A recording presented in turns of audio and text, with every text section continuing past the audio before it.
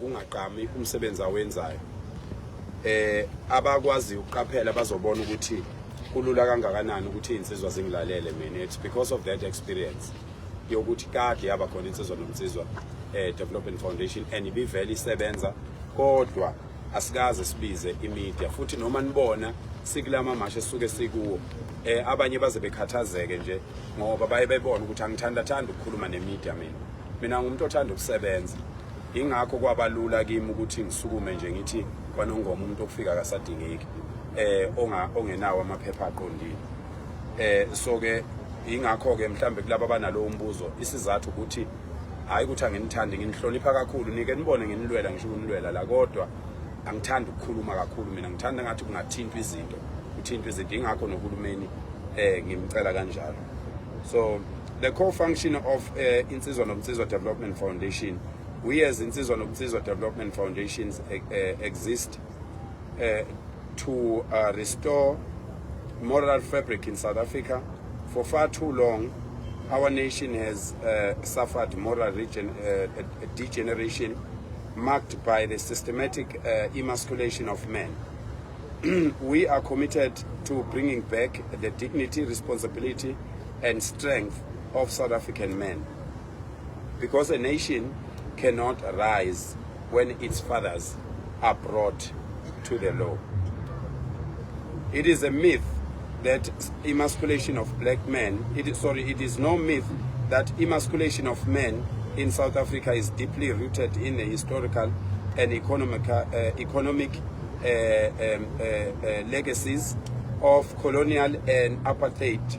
The politicians and politics have failed to end this systematic oppression, the migrant labor system and modern economic marginalization stripped black men of the traditional roles and providers of families' heads, and it's continued to happen to this day. I'm so sorry, man, I'm not well. The consistent economic inequality and high unemployment rates prevent many black men from achieving financial independence, and once that happens, a man cannot fulfill their role as providers. Sizoyedlulisa lesi statement esibhalwe ngesilungu kodwa into enkulu esizama ukuyenza la thina njenge Insizwa Nomsizwa Development Foundation since saqala ukuba khona umsebenzi omkhulu esawubona unesidingo esikhulu esokuthi uma kufika ipolitiki into eyenzeka abantu besilisa baphucwa amandla, hayi amandla okuganga, hayi amandla okushaya, hayi amandla okubulala, kodwa baphuca amandla omqondo okuzazi ukuthi bona bangamadoda kufanele kube khona into abayimelayo. Ingakho ubona ama politicians kulula ukuthi avuka akhulume noma yini ezweni lamadoda, akhulume maqeda angayenzi leyo nto, aphinde abuye nje bakuzoza inketho, aphinde futhi akhulume into efanayo eyikhuluma phezulu kwamadoda nokuyinto engavumelekile leyo. Ubona ke ama politicians amaningi isikhathi esiningi uwathola ekwazi ukuthi afike emakhaya umnumzane ekhona, afike ama politicians abiza ingane, akhankasa ingane, ekhona ubaba wekhaya aqale enganeni akhulume nengane azaqede ngento afisa ukuthi yenzeke endaweni. Izinto zonke lezo ke sifisa ukuthi uma sifuna ukulekelela izwe ake qale kubuyisa isithunzi samadoda, nawo amadoda asemukele isithunzi sawo masibuya, asijabulele bese sisebenzisa kahle. Ngizonenzela isibonelo nje, kune nhlangano okuthiwa iMarch and March eqala udadewethu uMangobese ngonyaka ophelele ngo-24 May 2025. Wathi mangabe imemezela le nhlangano kade ehlale ekhuluma emsakazweni kodwa wathi mayeqala ezophumela emgwaqweni ngenxa thina yokwazi itheku ukuthi itheku linjani, sathatha isinqumo thina sokuthi sizomeseka uMangobese ngoba akukwazi ukuthi umuntu wesifazane angathi ekhuluma ngokuthi kuntshontshwe izingane, ethi ekhuluma ngokuthi kubulawa abantu, ethi ekhuluma ngokuthi amaphoyisa nobugebengu angene ebugebengweni ayantshontsha ahlangane nezigebengu kubulawa abantu, bese sithi thina njengamadoda kwaZulu sizomiyeka lo muntu wesifazane ahambe yedwa ayolwa leyo mpi leyo. Sasuka eZululand sashayela ama-hour u4 no half sizokweseka uma ngobe sesiyinsizwa nobunsizwa Development Foundation. So ingakho ke kuze kube namhlanje nibona noma kuthiwa khona into ayenzayo siyayihlanganisa thina eceleni sizinsizwa sinikele ngakho konke sinakho ukuthi sizomeseka senze isiqiniseko sokuthi iyanda nobukayo nofuna ukuganga ngaye angakwazi ukuganga ngaye. Enye into ofuna ukuthi iphele emadodeni ukuthi amadoda afuneka ayeke ukufuna ukunconywa. Amadoda must stop wanting to be praised for doing what a man is supposed to do. A man is never praised, must not be praised for doing what he's supposed to do because he's a man. Isibonelo ukuba ubaba kuumsebenzi wakho njengendoda. Asikho isidingo sokuthi uma uthengele ingane yakhe icathulo ebese ufuna umama weingane zakho noma unkosikazi wakho ukuthi ababaze leyo nto ayibabaze kuze kungalalwa la ekhaya ngoba nakho namhlanje wena uthenge icathulo zengane. Indoda kumele iyenze into elungile. Nibuke nibheke mina ngiyagxekwa kakhulu mina abaningi baye beyibuza ukuthi uphakele umthathu survive kanjani njengoba egxekwa kanje. Kuumsebenzi wabantu ukugxeka indoda. Umsebenzi nje wabantu ukugxeka indoda. Indoda kufanele ihlale igxekwa even abaholi ufuna bekwejwayele lokho. Indoda kufanele ihlale igxekwa ngoba into engalungile. Yingakho namhlanje sinabantu abafuna besebenza ezikhansela esebenze umeya athi angahamba yosiza abantu abashelwe izindlu noma ababulawelwe abathathelwe izindlu ithathwa izikhukhula abesefuna kube khona abantu abazomncoma bemncomele lokho. Uyahola lo muntu uholela ukuthi abe umeya, uyahola uholela ukuthi abhekele umphakathi, uyahola uholela ukuthi alungiselele umphakathi izinto. Uma sekwenzile lokho ngaphezulu komholo ufuna ukunconywa. Sifuna ukubuyisa lokho ke singamadoda ukuthi cha isidingo sokuthi sinconyelwe izinto okufanele sizenze ayifanele. Lapha kwaZulu ngisho kuhlatiwe umuntu wesifazane akasebenzi. Uma kunomsebenzi kunomcimbi othile abantu abesifazane bambatha amatshalo behlale lapha emsamo sihambe siyokhetha inyama ezinhle enkomeni. Siyokhetha inyama ezinhle enkomeni sikhetha insonyama, sikhetha ingqiki, sikhetha imbombosi, siyonikeza abantu besifazane behleli epheka amadoda lapha. Zonke lezi inyama ezinhle isibindi kuhamba kuyonikezwa abantu besifazane balethela ukudla kupheka amadoda lapha elangeni, kupheka amadoda lapha phandle. Kwenzekani emadodeni ilanga amalishona? Amadoda ahamba ayohlala esibayeni, adla inhloko, adla amanqine enkomo. Ngoba that's how much we value our women as amadoda. And as Insizwa Nobusizwa Development Foundation, that's what we stand for and we want to bring that back because yona into ezobuyisa yonke lokhu kuthula okugcwele emakhaya and eliminate this GBV. So that is just an introduction yokuthi Insizwa Nobusizwa imeleni and indala ibivele iwenza lo msebenzi, and that is why it is very easy for me to go to Joburg without knowing amadoda akhona, but makune march ngifike lawo madoda u10,000 ngikwazi ukwa control. That is why mangiya kuGompo eEastern Cape, that is why masizoya eNorthern Cape naseWestern Cape sizofike sihlangane namadoda sisebenzise the same spiritual values yokuthi sisiza amadoda ukuthi abuyele endaweni yawo kungabi nzima amadoda amahlangene ukuthi alalele. Siyadinga wemadoda seSouth Africa namadoda kwaZulu kakhulukazi ukuthi sibe umkhombandlela einganeni ezincane zabafana.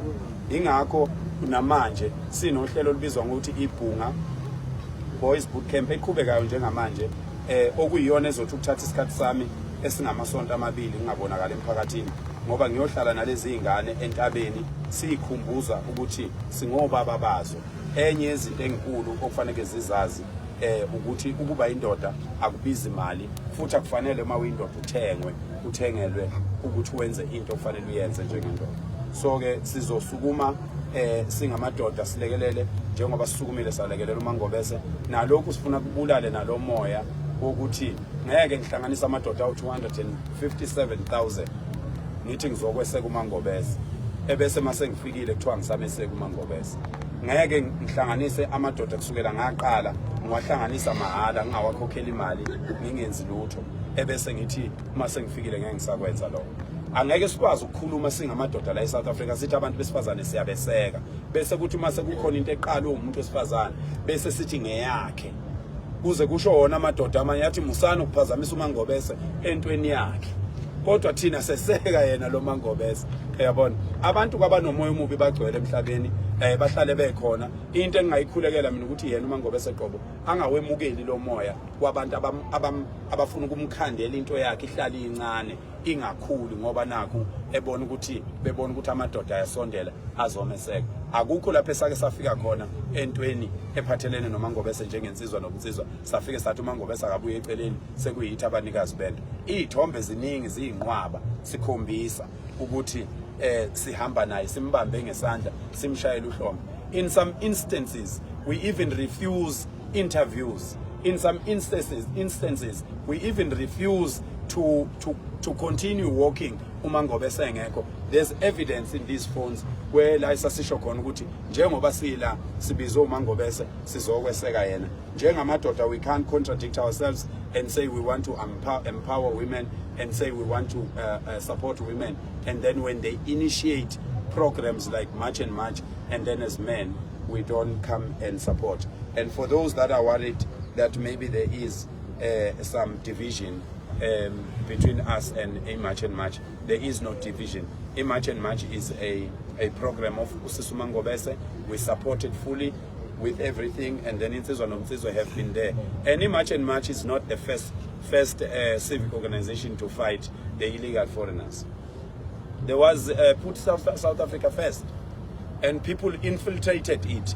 Politicians infiltrated Put South Africa First, and today it's irrelevant because of allowing these rogue elements, the politicians and people who have other ambitions beside helping the country. Itudula, Operation Tudula nayo indala kakhulu kuno March and March, and it has done significant work in South Africa, and we can't be contradicting ourselves sithi sifuna abantu behlangane and we fail to recognize each other when we are supporting each other. So siyacela kubantu base South Africa ukuthi bangasebenzisi umoya omubi nomoya wokwehlukanisana lo okhandwa ipolitiki. Ingakho kungafanele lama civic organization alidwe abantu abanama ambitions epolitiki. Akufanele mangabe nje uleader umholi noma uyingxenye yeMarch and March ubese uba nama political aspirations, because siyazi ukuthi lapha kuma lokhu kuma organizations ethu abantu asebephethe lama march kwezinye indawo abantu abafuna kuba ngamakhansela yibo ke laba bathi mabebuka uphakela umthakathi besaba ukuthi mhlawumbe uphakela umthakathi ufuna lento nami engiyifunayo ebese ethi umuntu uphakela umthakathi ufuna ukuthatha into kaMangobese kanti uzama ukuthi uMangobese angabi nabantu abaningi ukuze yena ezothola lento ayifunayo. Mina ngistrong weingane zakwethu ngifuna nazo weintatheli la eSouth Africa bambalwa abantu abastrong njengabo. Ngi-strong physically, ngi-strong emotionally, ngi-strong spiritually, ngi-strong nje ngayo yonke nje into ayikho into enginga-strong ngayo. Ngisho ungakhuluma into embi kangakanani, there is nothing anyone in this world, in the entire universe, nobody can say anything that can, demoralize me.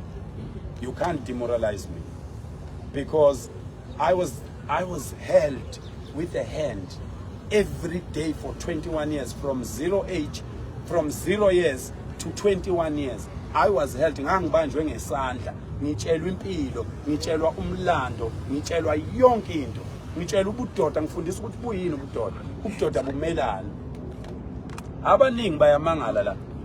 Uyabona kade ngithethiswa yenye indoda lapha ithi uyabona ke phakela lento yakho lele ke manje yokuthi uhamba uqimbile lapha abafazi bethu sebethi ke manje indoda kufanele ibe nje uyabona kube kungamanqoko kodwa uya understand ukuthi ukuhamba kuze kufike ezingeni lakho nabantu besifazane ngenxa yokwenza kahle indoda phambi kwabantu. Abantu besifazane bavukelwa yithemba lokuthi kanti amadoda khona indoda into kufanele ibe kanje. Ingakho ke thina sikulwela ukuthi amadoda wabuyelwe yithemba, awabuyele ukuzethemba ayithande, abuye kube ubuqotho benza abantu bekubona, ubuqotho benze baningi abantu abangikhulisile mina la engingababiza ngamagama abadumile abakhona abadala baseParliament abakade beyingxenye empilo yami ngikhulu abazi kahle ukuthi kusukela ngina 7 years ngangivele nginje angishintshi. So laba baphuma umkhankaso ukuzama ukuthi bengingcolise noma bezama ukungiqeda amandla akwenzeki kalula ngoba yikho into ongayicinga ngame engcolile uyithola. Angiyiphili impilo engcolile, hayi ukuthi ngiyayifihla, anginayo impilo engcolile mina. akukho ngisho yedwa umuntu osifazane la emhlabeni ongaphumela obala athi mina njengoba ngikhona ngahlukunyezwa uphakela umthakathi yime ngilwela abantu besifazane lokhu ngazalwa ngilela abantu besifazane ngaka ngalwa nendoda endala ifuna ukushaya udadewethu imeshela ngenkani endala yaze ngikhiphela ucelema ngathi lutha ngindawo angindawo udadewethu lo ngoba ngangifundiswe ngimncane ukuthi udadewenu uyithemba lakhe usisi wakho kuyiphatha kahle kwakhe kulele kutheni wena njengensizwa emphakathini hlonipheka ukuze insizwa noma iyeshela udadewenu imeshele yazi ukuthi lengane le inabafowabo lengane angikwazi ukushela lengane ngenhloso yokufuna ukuyichaphaza ilokho kufanele sikubuyise sizinsizwa ilokho kufanele sikubuyise so laba bazama ukona lo msebenzi ongake sesiwenzile ngeke kwenzeke insizwa nobunsizwa whether akhona amanye ama civic organization noma ngaba wekho insizwa nobunsizwa lokho kufanele achieve eSouth Africa izoku-achieve South Africa ngoba we are very consistent ayikho political party noma political a politician esike yafika kithi ngasese yakhuluma nathi isitshela ukuthi asiyeke ukuthi asenze ukuthi esitshela ukuthi asiyeke awukho umhlanganiso ufihlayo uma ngabe sihlangane nomuntu ngoba sisuke senzela lokho ukuthi kungabi bikho izinto abantu abazoyisola kodwa labo abafundiswe ukuthi yonke into emhlabeni yenziwa ngemali we are here to teach them a new lesson wonke umuntu owazi ukuthi kuyantshontshwa emhlabeni wonke umuntu owazi ukuthi kuyathengwana emhlabeni insizwa nobunsizwa izo redefine i-honesty kubantu abasebenzela umphakathi you can't say this is a hand and when you turn it the other way and then ubusuthi akusisona isandla leso so ke besithi asendlalele nje bafowethu siyafisa abantu besifazane eSouth Africa bengaphatheki kabi ukuthi mhlambe sesithatha imisebenzi yabo noma senzani a wise woman will always know ukuthi uNkulunkulu always put men phambili ukuthi bavikele abantu besifazane manje ke ipolitiki ifundisa abantu besifazane ukuba ngaphezulu kwamadoda yikho ke ninama ex angaka nje uyabo yikho nje ninenqwaba yama ex umuntu azabe proud akubaleni ukuthi kune ex yami la kune ex yami lapha ngoba wa nomavuso nje uyi-ex somewhere mavuso. So our media statement is a call for a new South African charter. South Africa needs a new national charter that reflects the aspirations and responsibilities of democratic choices of South African citizens in the 21st century. 50 minutes okungamanga nje asikwazi nje ukuthi singasukela umuntu waseBangladesh isithi naye ungwala ayikho leyo nto leyo. South Africa belongs to all who live in it. Many South Africans now believe it is time to debate whether the principle continues to serve the country's national interests or whether a new constitutional vision should be greater emphasis on the rights and responsibilities of sovereignty of South African citizens. South Africa belongs first and foremost to its citizens, who shall determine its future through the Constitution and the democratic process while respecting the human dignity and fundamental rights of every person within the Republic. Such proposal should require broad public participation, and with our marches and that have continued across the country, there is no doubt in anyone's mind that South Africans have had enough of the laws that are passed without their consent. South Africans, that there's no greater public participation than this one thus far. We will no longer be manipulated into being called vigilantes or Afrophobia or xenophobic. Government must act on immigration reform and border security. Bakithi kulaba bakithi abathi si xenophobic ngeke sifunde sonke lesi statement ngoba nisazombuza imibuzo lelanga selishonile sizonithumelela sona nikhulume ngaso. Kulaba abantu base South Africa abathi si xenophobic baqale masiqala imarch bathi lento izolasta 2 weeks ithe mayiqhubeka iba na 3 months but hayi lento lena it's an ethnic mobilization. Ithe mayiqhubeka iba no 6 months kwathiwa hayi these are vigilantes kwakubhala nana umngane wami wakwabhala uyabona. So we have beaten every word every name that is we've been named, we have beaten and we have proven to the government ukuthi we are not those names. We are South Africans who love their country. We are South Africans who want to see this country prosper. And in a short space of time, we have shown that imsebenzi khona eSouth Africa ngoba kukwazile ukuthi kuqashwa abantu njengamanje obasikhuluma uSpa kunamathuba ade sizwa izolo late ukuthi uSpa unamathuba u15,000 for South Africans.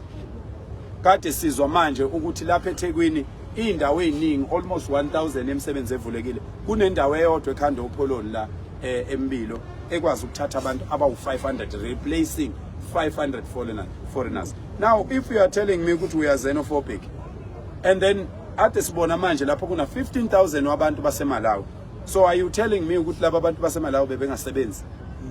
Bonke labantu baseMalawi bebengasebenzi njengoba ubabona nje ukuthi into yabi namabhadi as much as kubhlungu ukubona amabhasi abo eginqile. Bathathe mina bangifaka ebhodleleni bethi bayangithakatha. Yes. Bangifaka ebhodleleni bafaka izibi bafaka umuthi bafaka amanzi bafaka isithombe sami. Bathatha leso sithombe bangena nasebhasini bahamba naso bethi baya naseMalawi. Lawo ibhasi endleleni. Uyabona ngeshwa elibhlungu. May his soul rest in peace. Driver we truck ushonile aba 11 balimala, and that is a very sad thing to watch. Ukuthi abantu bakithi now even abantu abazikhulu esikhundleni sokuthi bekhulume ngokuthi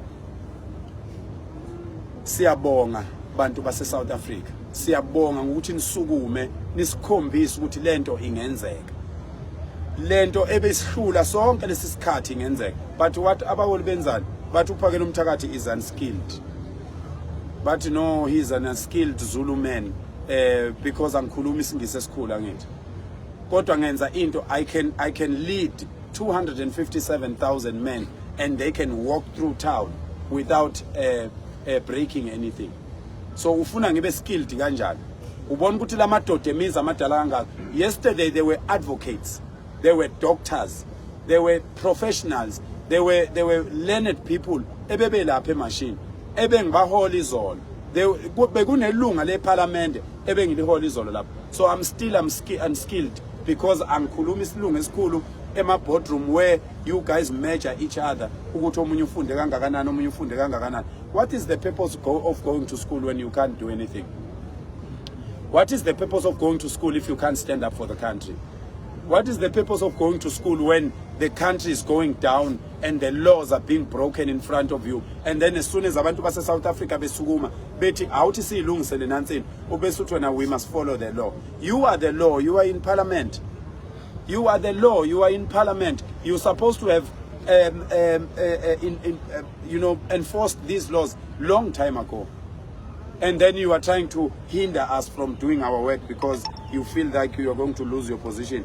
Very, all of you in parliament, you might lose your positions because these men and women, they are ready to take those positions. As you can see them walking through the streets and fighting and chanting, talking about our country and fighting for our country. They are ready to go and fight for this country. Sebe ne budget a parliament because we are doing this without a budget. No amount of propaganda defile terrorism, patriotism will defile patriotism or erase the sacrifices of our ancestors.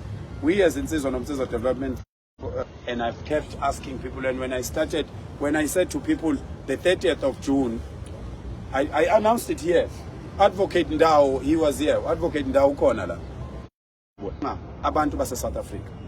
Enbonga abantu base South Africa ebonga ukuthi nibakhumbuza ukuthi bona bangamadoda ngempela if you are a man, you are calling yourself a man and you are here in South Africa, you left your child, you left your wife, you left your relatives, you left your own place, your own land of your forefathers, and you are sitting in South Africa for 5 years without seeing your child, but you got a nerve to confront uphakela umthakathi ohlala neingane zakho obona ingane zakhe every after 2 weeks. You want to confront me and say I'm xenophobic, I hate Africans. You hate yourself. You hate yourself as an African. You can't leave your child. You can't be away from your child for 2 years. Can you really come to another country just for fun, for food and other things, and leaving your kids alone in your own country? My African brothers, let us bring back the true African spirit. The true African spirit, the first line of defense of any household. Man, I'm going to facilitate, I'm going to make sure, I'm going to visit these countries, I'm going to visit you, my brothers and sisters, in your countries, to revive the spirit of Africa, to revive the spirit of Ubuntu. You must fight for your countries. If they kill you, they must kill all of you. You can't be scared of that, because even me, every day, yesterday I came late in the march because I had an intelligence that some people were waiting somewhere for me. I had to change 2 vehicles so that I can get to them. Ngoba ngiyindoda ngikwenza ngoba kuyi-responsibility yami njengendoda ukuthi ngisukume ngikhumbuze abaholi, ngikhumbuze ubaba egcekeni ukuthi baba ngiyakucela sicela unake thina nje bafazi bethu. Inhlamba ke leyo uma uyindoda ukuthi nje wena ungarelaxa uthi ngoba wakho umfazi akabakakhulumi ngaye awunankinga, ngoba bazomthatha ngempela. Bazomthatha ngempela. Nizwile nje kwenye province u-deputy mayor, the whole deputy mayor indoda yakhe yase-Nigeria. The whole deputy mayor ubefihla abantu endlini yakhe. U-deputy mayor uthandana ne-Nigerian elingasebenzi. Uthandana u-deputy mayor, Google the news, they are there. Uthandana ne-Nigeria elingasebenzi. Uthathe abantu bakubo base-Nigeria wayobafihla endlini yakhe. Uthathe osibale engabe uyahamba u-deputy mayor ayodeputizer le e-Nigeria. Usebenzisa ama-state resources nendlu kahulumeni, nemali kahulumeni, nemali yabanye abakhokhi bentela, ukuthi afihle abantu bokufika abangekho la abalapha ezweni ngengekho emthethweni. Ngane zakwethu, owethu umyalezo uqondile. Owethu umyalezo uqondile. Sithi izwe alilungu, akubuyisa imithetho, akulayinile la, sizonifakela khona, nizoqhubeka nakho nifunde. Kodwa asikwazi ukuchitha isikhathi sikhulume ngezinto esisadinga ukwenziwa sineminyaka ewu-32 sisemandleni. I-South Africa ina 32 into democracy. We can't be still planning. Things needs to be done now. Insizwa Nobusizwa Development Foundation, nizobona lapho kwi-statement, izoqala manje namhlanje ngomhla ka-1 to force izinto eziningi lapha eThekwini. Hayibo. Ngubani lo nonginikeza izinto zengane? Yeah. Kuyabona ngathi ngiyazala. Dala kunezinto zezingane emuhlweni. Siyabonga. Benganandaba nokujuluka mina. Indoda mayikhuluma into esele siyathu. Sihlale entweni manje njengalapha eThekwini. Into esizoyenza njengala eThekwini njengamanje. Sizoya kumasipala, sikhombe ibhilidi, sithi umasipala namhlanje khipha laba abantu namhlanje. Sisuke siye kwelibe, akukho ukuxoxa okuzokwenzeka. Akukho ukuxoxa okuzokwenzeka. Sizofika sikhombe ibhilidi ngoba amabhilidi abahleli kuwo barenta kumuntu osebenza kwamasipala. Barenta ibhilidi ngelika works. It was vacant, and then strategically ama-Nigerians ahamba yongena ebhilidi. Ubani owawatshela ukuthi ibhilidi alinamuntu? Ubani owawatshela bangena bahleli bayeka ukuhlala ukuthi bahluphekile baphenduka baba ngama-landlords? Sizoya kwa-Transnet, izindlu ka-Transnet zonke lezi ezigcwele lapha empilo okuphekwa kuzo ama-drug. Sizoya kwa-Transnet sithi sicela usinike uhla lwezindlu zakho Transnet. Sicela usinike uhla lwezindlu zakho Public Works. Masipala ngelanga elithile siya kunansi indlu. Siyoyilungisa, siyoyivula, sicela abantu abaphakathi ukuthi abaphume, ebese leyo ndlu isentenziselwa laba bantu abakhahlamezwe izikhukhula balapha eSouth Africa behlale kulezo zindlu ngoba vele azenzi lutho, abadinga ukurent, abenzi lutho, ugesi awukhokhelwa, kwenziwa lutho. Abaqhubeke bengawukhokhela ugesi bengenzi lutho, kodwa kuhlala abantu base South Africa ngoba nakho for so many years abantu bangaphandle bahleli kulela bhilidi abawukhokhela ugesi. Can you imagine kune bhilidi la okuthiwa abantu abokufika bahleli khona batshele abantu izolo ukuthi bona bayindawo, kodwa kunomasipala la eThekwini.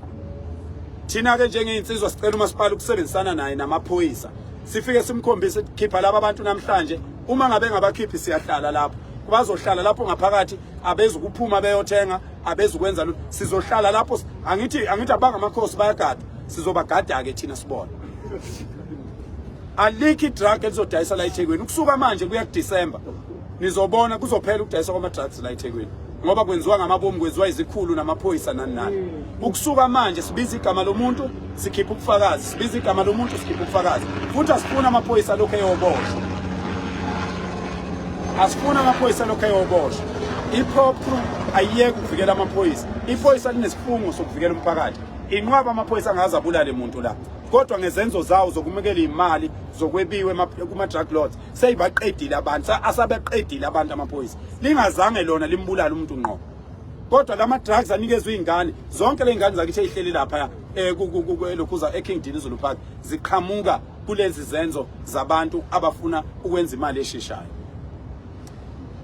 Okwesibili esizokwenza njengensizwa nomnsizwa sizoba nomhlangano no-Premier nobaba uMkhwanazi sihambise uhla lwamaphoyisa esiwaziyo ukuthi adayisa ama-drugs awase Richards Bay awase Newcastle awala eThekwini awokugcina idolobha esingalibalanga isitenga niyazi ukuthi lapha kwaZulu kunesimo esibuhlungu kangakanani esenzakalayo lapha kwaZulu kudayiswa ama-drugs afihlwa ngaphansi kwestage noma kwesithuse selembe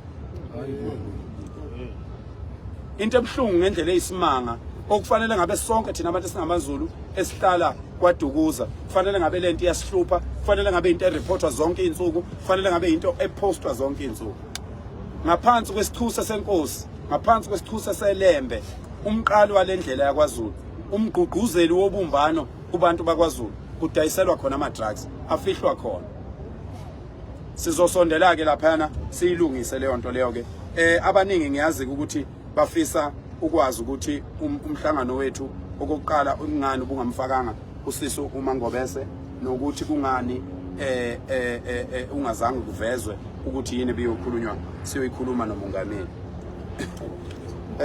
laba abaningi ke futhi bebezama ukusebenzisa lokho ukuqhuba indlela zabo zokuzama ukuthi kube noqhekeko phakathi kwethu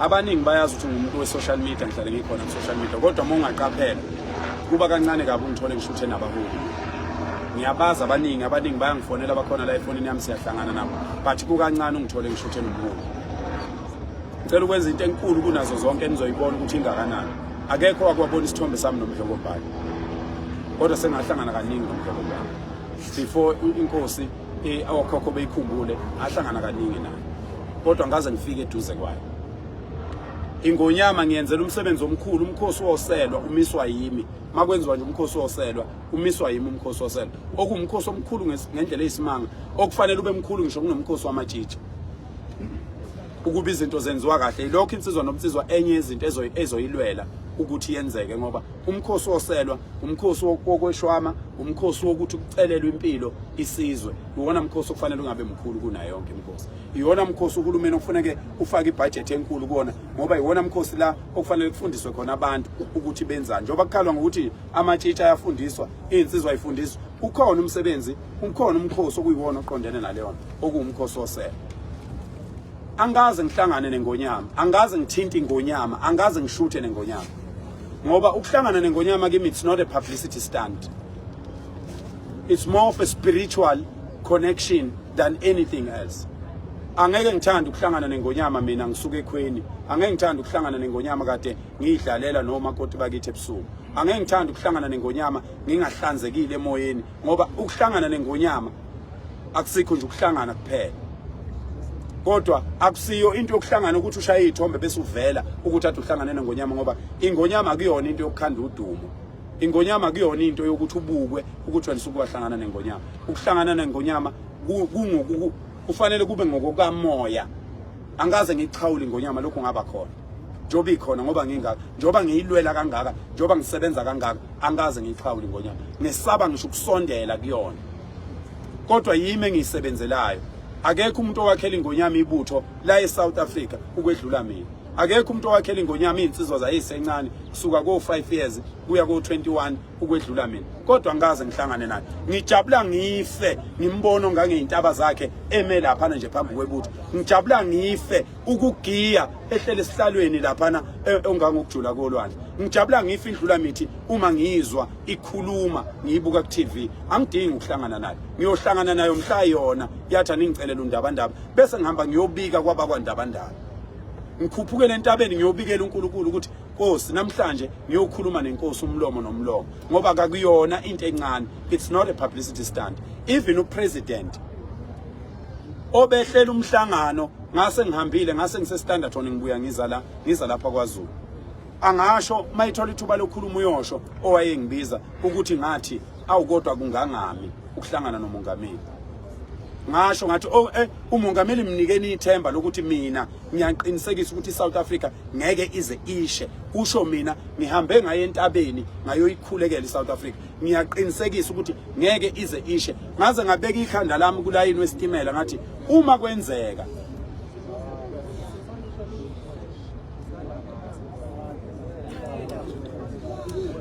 wayitsizwa bafethu wayitsizwa lapha emuva besicelile ukuthi umsebenzi hayi ngizokhuluma nensizwa masengiqedile sizwe zakithi impela wengane zakwethu insizwa ngizothi mangiqeda la insizwa ngizothi mangiqeda la ebese ngithola ithuba niyazwa sikhulume ngicela ukuthi nje nikhululeke ningabaqini kakhulu nizoba nethuba lokukhuluma nani akwehla umoya mkhaya wami akwehla umoya ningamadoda nina ngithi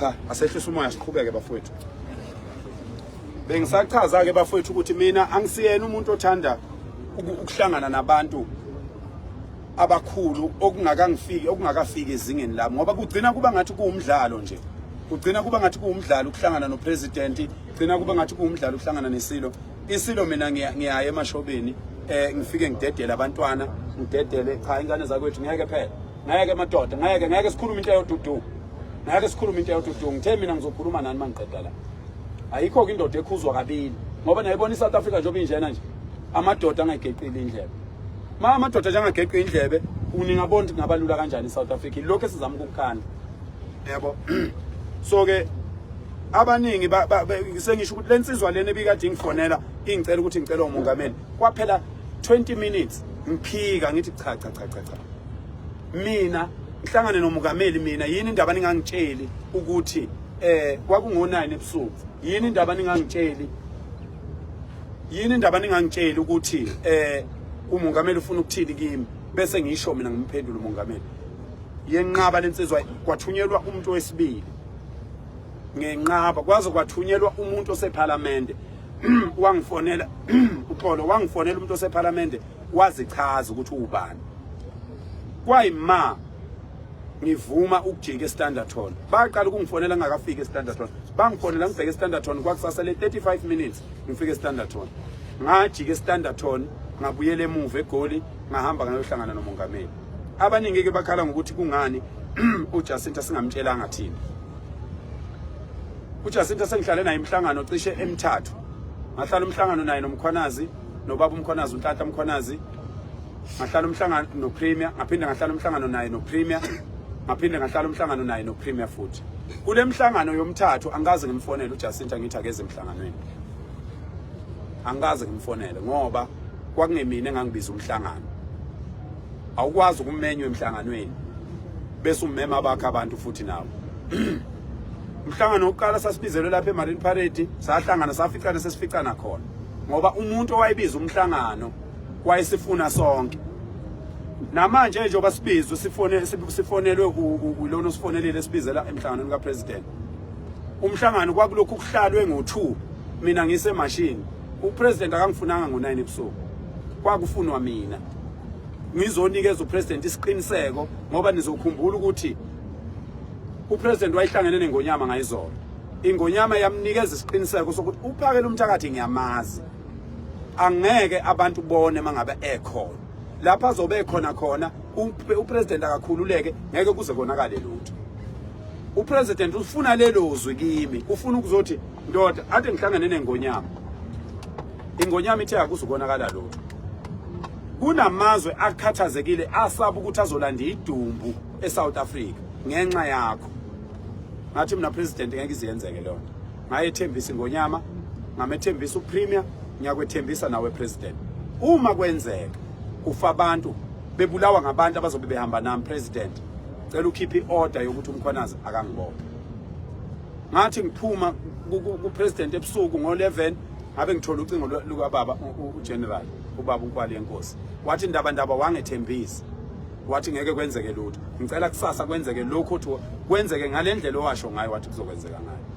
ngaye entabeni mina wengane zakwethu abanye babehleka bethi ngumfundisi yini abanye babehleka bethi sungazi uyokhulekela izo unamba bani namhlanje nquma umhla ka30 abanye babesho njalo namhlanje ngiyokhuleka babesho njalo nayizolo bebelindele okubi kwangenzeka ayikho into eyimfihlo ekhulunywe phakathi kwami nomongameli abanye ke omunye nje izolo ngifonelile wathi ayiphakela sengiphoxeke kabi umuntu omkhulu wathi sengiphoxeke kabi manje kuthiwa wena unikezwe imali upresident usho umuntu okade engekho uthi nginikezwe imali nginikezwe upresident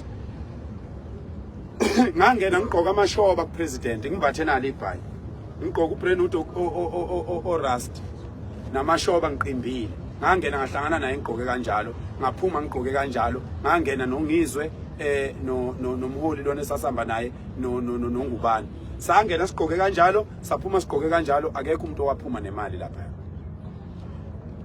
abantu abayeke ukuqagela izinto ukuqala okwesibili abantu abayeke ukuthi mabezonda ubaba uRamaphosa upresident bese befuna sonke simzonda mina ngizondana kodwa ngakutshela upresident ngamtshela upresident wazi wangibuza ukuthi ngafundaphi ngoba ngamela ubudoda lapha na mina ngamtshela upresident okokuqala wayizocela upresident ephakamisa isiphakamiso sokuthi singakwazi ukuyihlehlisa lento ingabi ngomhla ka30 ngamphendula upresident kathi ngeke kusenzeka president ngoba okokuqala ukuzohlangana nawe bekungahleliwe kungcono ngoba kade sayiqala lento siqala isimemeza ukube kwenzeka kwasheshe kwahlehla kwahlaleka ngabe saselula isikhathi kodwa ngase ngimqinisekisa ngathi hayi president njoba president efuna sihlehlise akakhululeke umhla ka30 deadline akusho ukuthi kusebenza kuphelile sicela ukuthi azi ukuthi upresident kuzoqhubeka even ngomhla ka5 kune march evele ihleliwe ngomhla ka7 kune march ngomhla ka10 kune march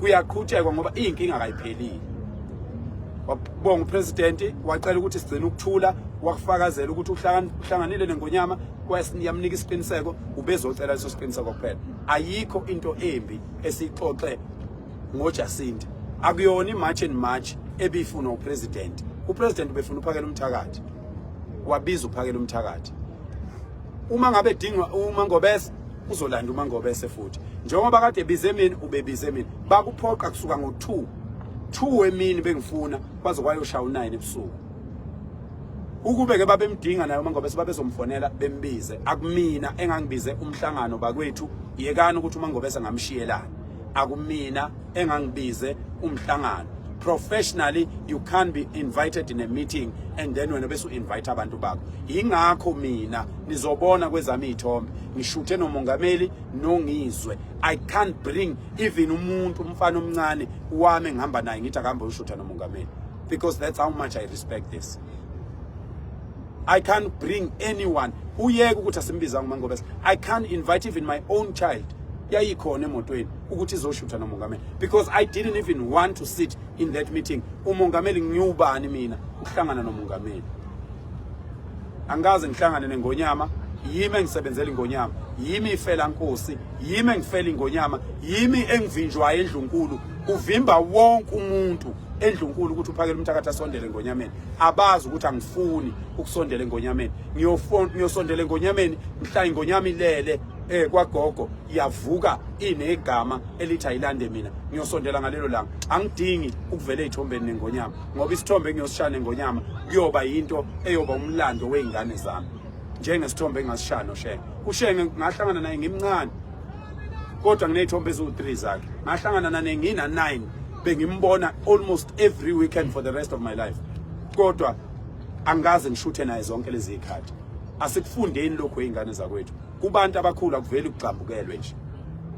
Ngoba kwenzeka amaphutha ugcine sekukhulunywa nezinto okungezona nokuvela nje kweyithombe kamongameli kwakuyona into ebihleli ukuthi kufanele ivele ngoba bekufanele kwedlule lokhu ebese sibuyela siyohlala phansi nomongameli ebese sibuya ke sisho ukuthi nakho bekufanele kwenzeke akukho ukubo kwenzekile uNkulunkulu uyalithanda lelizwe uNkulunkulu weseke okuhle uNkulunkulu ngazo zonke izikhathi uma ngabe bona abantu bakhe behlangene ngokuhle uba phakathi kwethu njengamanje uNkulunkulu phakathi kwabantu base South Africa ufuna kulunge izwe ngisho umoya nineni izintatheli ngoba ningabantu abakwazi ukubuka izinto ngeselijulile niyabona ukuthi abantu bafunana iyona nkulumo le labo buningi babantu athubula phezolo iyona kuphela inkulumo uhulumeni okufanele abone ukuthi hayi laba abantu bayakhuluma ebeselungisa lokho sekuphelile akukho kunye sizoba more operational siye emafemini siye emaplazini siya kuma estates ngoba thina asiphi asigcina ngokukhuluma kuphela sesiyikhandile imisebenzi engaphezulu ka15,000 uhulumeni kulonyaka akawukhanda umsebenzi uma ngabe kuzophela lonyaka sinemisebenzi engaphezulu ka1 million and ngicela ningiquote on that before the end of this year we will create more than 1 million jobs like South Africa permanent jobs it's very easy remove an illegal foreigner and put a South African it's very simple